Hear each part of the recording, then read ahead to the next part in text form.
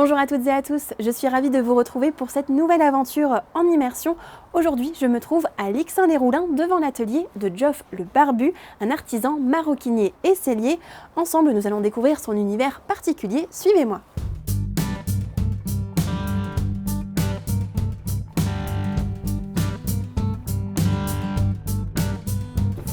Bonjour Geoff. Bonjour. Merci beaucoup de m'accueillir dans ton atelier aujourd'hui. Mais je t'en prie. Je vois qu'il y a vraiment plein de choses ici, donc j'ai hâte de savoir un petit peu ton quotidien, comment tu travailles, etc. Alors dis-moi là, tu es en train de travailler sur quoi? Bah là, je suis en train de préparer des étuis pour téléphone portable, Ok. à prendre en bandoulière. Donc, D'accord. comme j'ai une expo ce week-end, je prépare quelques articles. Comment tu as démarré dans le cuir, tout ça? Quel est un petit peu ton parcours? Ouh là, alors au départ, comme j'étais fan de moto, en principal les Harley, les motos modifiées, donc j'ai commencé par me créer moi-même une sacoche. Je suis allé voir des tutos sur Google, voilà. Et, euh, et tout en utilisant du cuir que j'ai récupéré sur un canapé. Voilà. Et au fur et à mesure, je me suis pris au jeu, j'ai regardé d'autres tutos et j'en suis là 10 ans après. Donc du coup, c'est un petit peu un hasard, t'es tombé un peu là-dedans par hasard, tu faisais autre chose avant? Oui, j'ai toujours été bricoleur, donc j'aimais faire les choses moi-même. Donc je me suis dit pourquoi pas commencer ça. Et je pense aussi que plus jeune, j'étais rentré dans un magasin de cuir et j'étais attiré vraiment par l'odeur. C'est vrai qu'on le voilà. sent, dès qu'on rentre, on sent il y a cette odeur un peu Voilà, particulière. donc c'était peut-être le côté nostalgique aussi. Voilà. Ok. Et du coup, bah là, on peut te voir un petit peu à l'œuvre. Comment tu procèdes Comment je procède? Déjà au départ, je me crée moi-même mes patrons, mes propres patrons, que je dessine. Ok. En fait, tout part d'un dessin. Je fais un croquis, après je fais moi-même mes patrons. Un prototype. Dès que le prototype me plaît et il est terminé, là j'enchaîne sur des mini-productions, on va dire. En général, je fais 4-5 articles, pas beaucoup plus. Ok. Une fois qu'ils sont vendus, j'en reproduis de nouveau, mais bon, je fais pas de la grosse chaîne. Oui. D'accord. Et du coup, là, Voilà. tu as déjà les Oui. patrons. Donc voilà, là, une fois que j'avais mon patron, j'ai choisi mon cuir.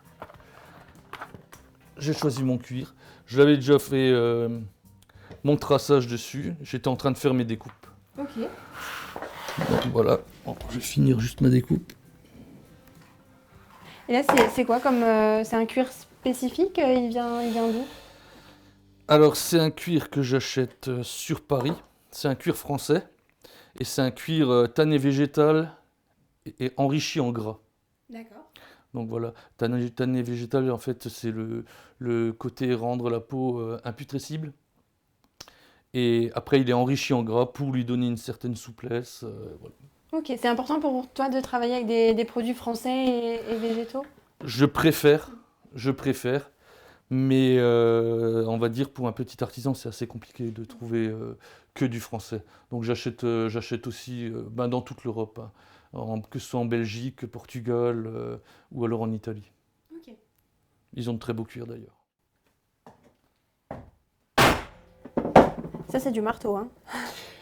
Ouais, ouais. Bon là c'est des petits trous, mais comme il est là, je l'utilise aussi.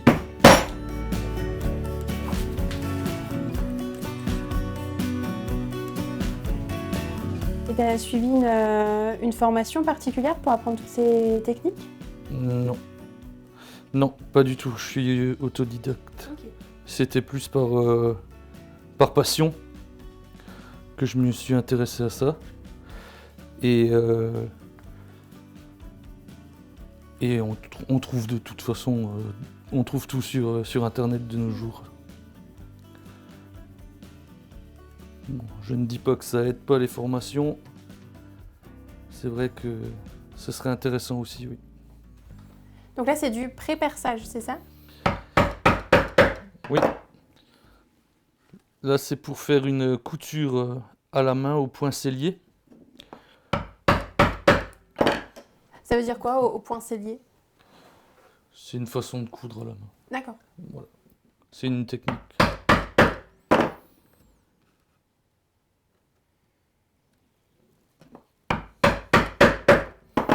Donc là, je préperce tous mes trous à l'aide de griffes, ce qui me fait gagner du temps. Sinon, on peut également faire tous les trous, mais à la laine. La laine, c'est une grosse aiguille pour percer avant de passer le fil. Donc là, c'est pareil, la couture, c'est quelque chose que tu as appris sur le tas, etc. Parce que c'est aussi des techniques qu'il faut avoir. Oui, directement. Toujours pareil, des tutos. C'est ma pince pour la couture main. Fait maison, bien sûr. Comme ça, mon cuir, il bouge plus et je peux faire tranquillement ma couture à la main.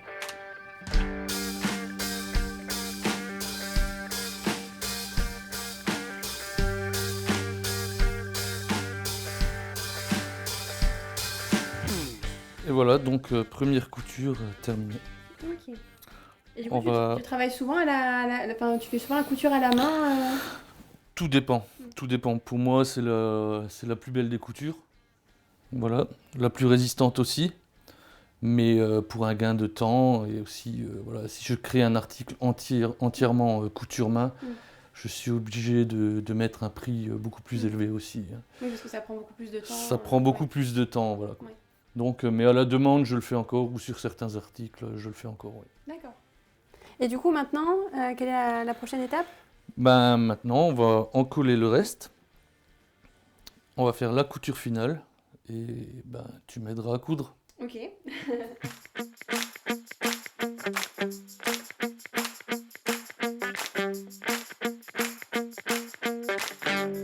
Là, j'ai tout encollé. La pièce est quasiment terminée. Il manque juste la couture. Ok. Donc, je vais commencer ma couture au poinçonnier. Et tu prendras le relais. Ok, bah, je vais essayer. Bah oui. Bon, ça, tu n'auras pas besoin de le faire, en fait. C'est mon départ. C'est le départ de la couture. Donc moi, Pour bien accrocher. voilà, je vais la doubler. Je vais la doubler. Donc voilà, mes 2 points de départ sont faits. Ok. Donc maintenant, je commence la couture en entier. Donc là, c'est déjà pré-percé. Sinon, on prend une haleine. Voilà, comme c'est déjà pré-percé, je passe mon aiguille gauche. Je récupère mon aiguille en croix. Je tiens mon fil. Je passe l'autre aiguille. Je passe mon fil au-dessus. Ok. Et voilà. Poinçonnier droit. Ce qui va me faire une couture un peu inclinée sur tout le long. D'accord. Première aiguille. Je fais ma croix par derrière. Je sors. Je passe. Il y a un peu d'entraînement derrière. Oui, bah oui. Je pense pas être aussi à l'aise le premier coup. Hein. Je mets en croix. Voilà, super. Donc là, je sors Tu tires. et comme ça. Tu tires, voilà. Tu peux tirer un petit peu sur le fil si tu arrives à pousser un peu le fil comme ça. Parce qu'il ne faut pas le percer en fait le fil. Ok. Là, je passe Voilà. comme ça. Et là, je tire. Tu tires. Là, tu tires par le haut et là, tu tires par le bas. Voilà. Ok. On serre un peu. Et au suivant. Et là, c'est entre guillemets un petit article, mais ça te prend combien de temps pour réaliser une pochette comme celle-ci?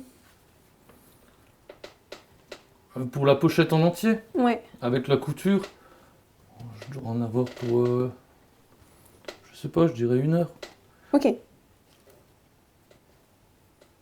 en me dépêchant.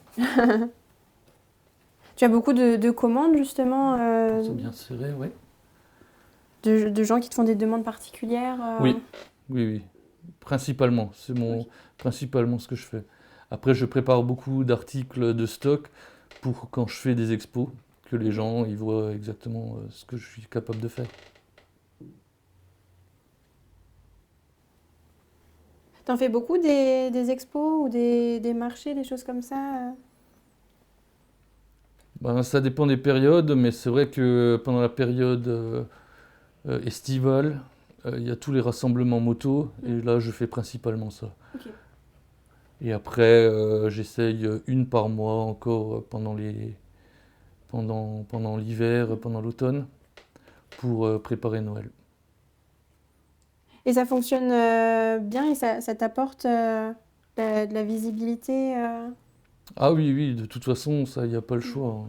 À partir du moment où on n'a pas de boutique, on a l'atelier à la maison, il faut se montrer aux gens, il faut se faire connaître.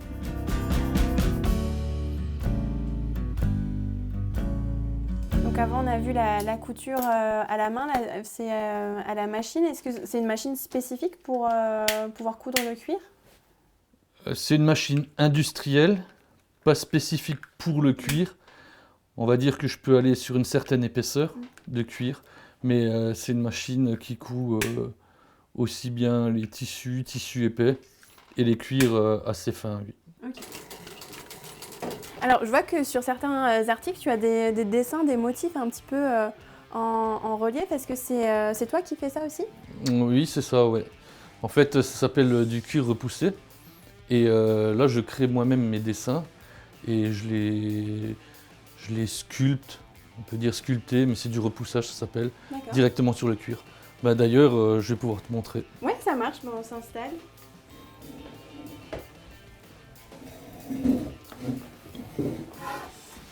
Du coup, il faut aussi des talents de dessinateur. Un peu, j'essaye.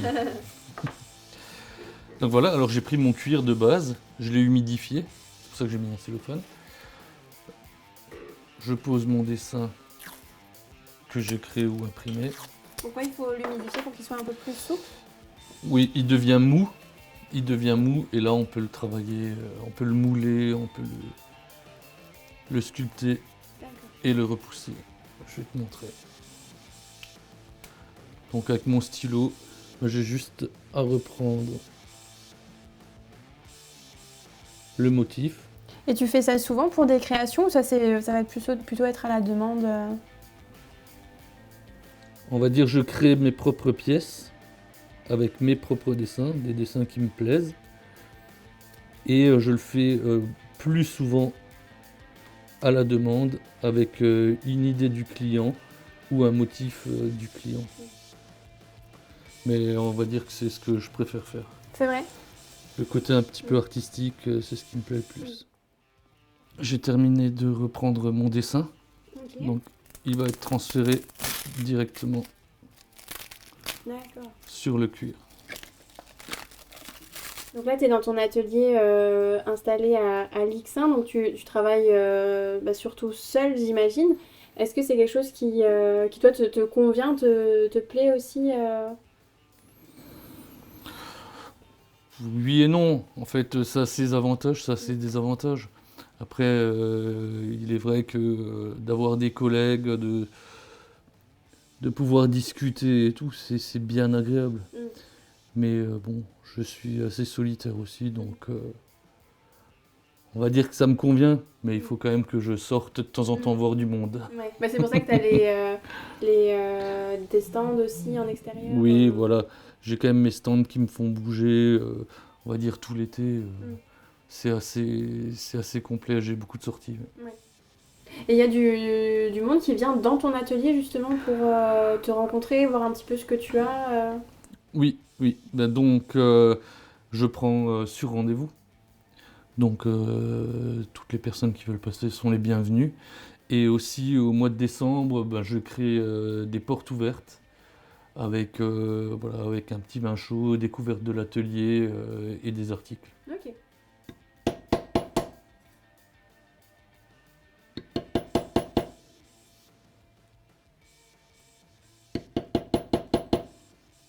À ton tour maintenant. Ok, allez, c'est parti. Donc j'ai juste à vraiment repasser Voilà, sur... tu appuies un peu sur ton stylo et tu repasses tout le dessin. Pour bien le faire ressortir, ben, il faut prendre le couteau à ouvrir. Je ne sais pas si tu as vu comment je le tenais avant. Non. Alors en fait, ça c'est l'endroit où on pose l'index et ça sert à appuyer, histoire d'enfoncer un peu la lame. Ok, c'était plus facile de décalquer. Hein. À peu près. Hein. Voilà. T'as un beau rond pour faire le centre. Ok. Je te laisse faire. T'as un maillet. Attends, je sais pas si je fais peut-être comme ça. Donc je mets juste comme ça Voilà. et j'appuie dessus. Et tu tapes. Une fois, enfin... Essaye. Faut pas traverser. Ok. Voilà. Non, t'es J'ai- déjà j'ai- très très très profond. Hein. Mais j'ai pas traversé. Non, pas loin. Tu le mets dans l'incision. Voilà. Tu tapes dessus. Et en même temps, tu viens vers toi. C'est pas... Ouais. C'est pas le même rendu. Hein. T'étais pas tellement dans l'incision non plus. Donc, Ok. voilà. Bon, je vais pas avoir le temps de continuer ma création parce que ça prend beaucoup de temps. Mais est-ce qu'on peut montrer peut-être, Geoff, ce que ça rend quand c'est finalisé Oui, bien sûr. Voilà, ça c'est un portefeuille que j'ai fait entièrement sculpté, repoussé. Et donc j'y ai rajouté les couleurs. Là, vous pouvez voir les résultats. Ok, et ça prend combien de temps pour faire... Ou alors là, ça dépend du motif. Si on compte le côté dessin, entre 10 et 20 heures, ça peut monter très haut aussi. Oui, Ah oui. Je voulais savoir, est-ce que par hasard tu as encore la toute première pièce que tu as réalisée? oui, bien sûr, bien sûr. Donc voilà, c'était une sacoche que j'ai fait avec des restes de vieux canapés. Ok. Et c'était il y a une dizaine d'années. Bah, c'était déjà un projet super ambitieux pour démarrer. Oui, merci. Ok. Et aujourd'hui, maintenant, 10 ans après, qu'est-ce qui t'anime encore dans ton quotidien? Qu'est-ce qui te plaît dans cette activité? Ben, c'est surtout le côté créatif. Et aussi, pas oublier le côté liberté. Voilà. Bah écoute, merci beaucoup en tout cas de nous avoir accueillis aujourd'hui pour découvrir un petit peu ton univers. Et, Je t'en prie. et merci à vous téléspectateurs de nous avoir suivis et je vous dis à très bientôt pour une nouvelle aventure en immersion.